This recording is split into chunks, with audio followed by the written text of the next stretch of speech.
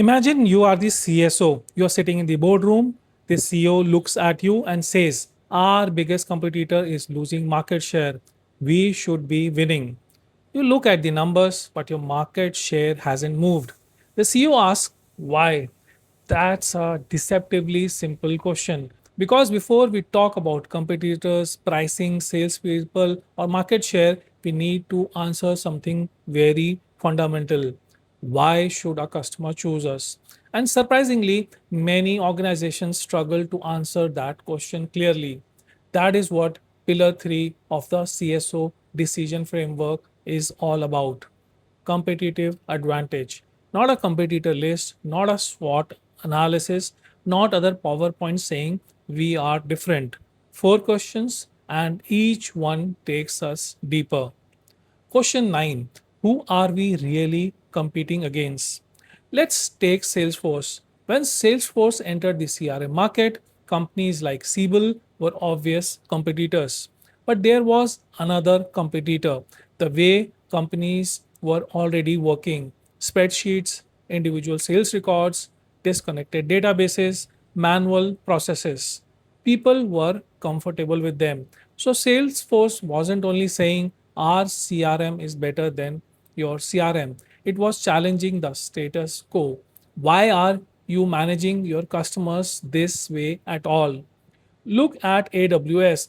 It didn't simply compete with traditional hosting. It changed the customer's choice from how much infrastructure should I buy to why should I buy infrastructure at all.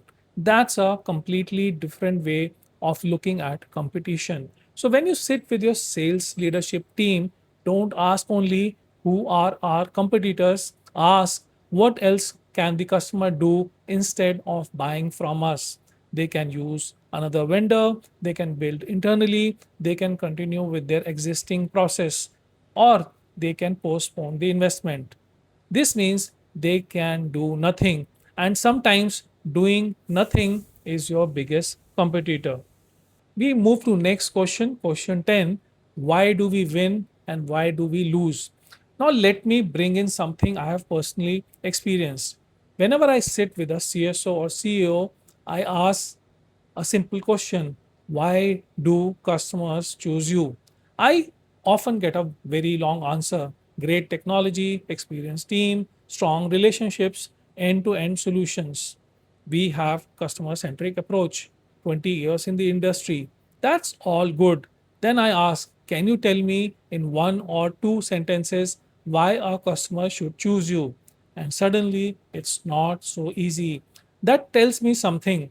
Clarity of thought is itself a competitive capability.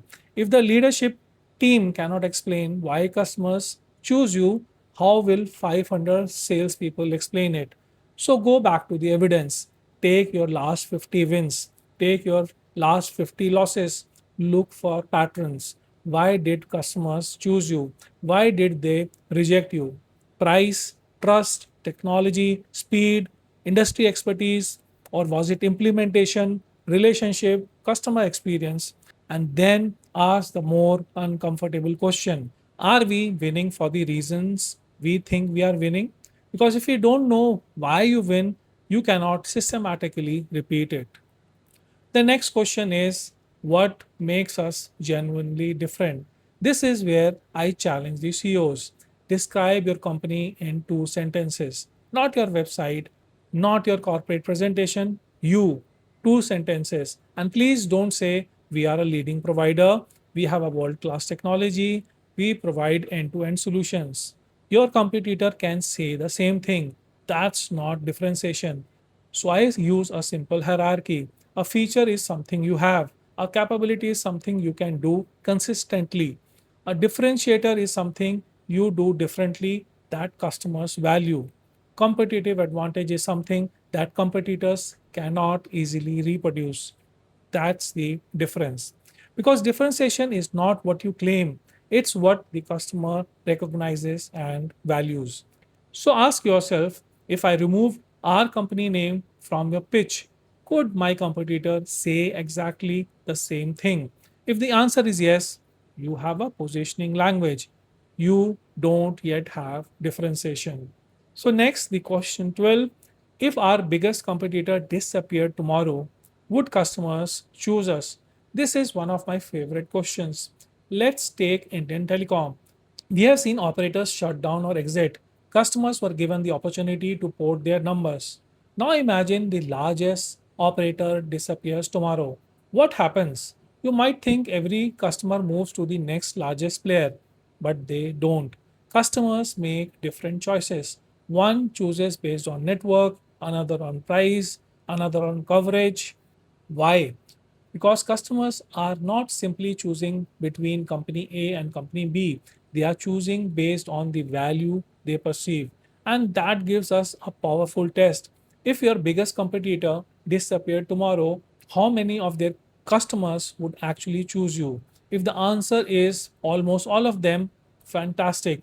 But now ask why.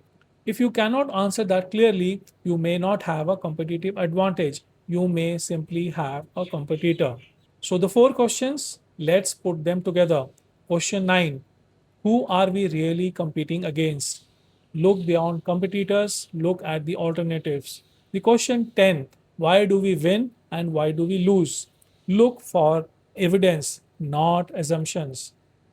The question 11, what makes us genuinely different? Find the value customers recognize. The question 12, if our biggest competitor disappeared tomorrow, would customers choose us?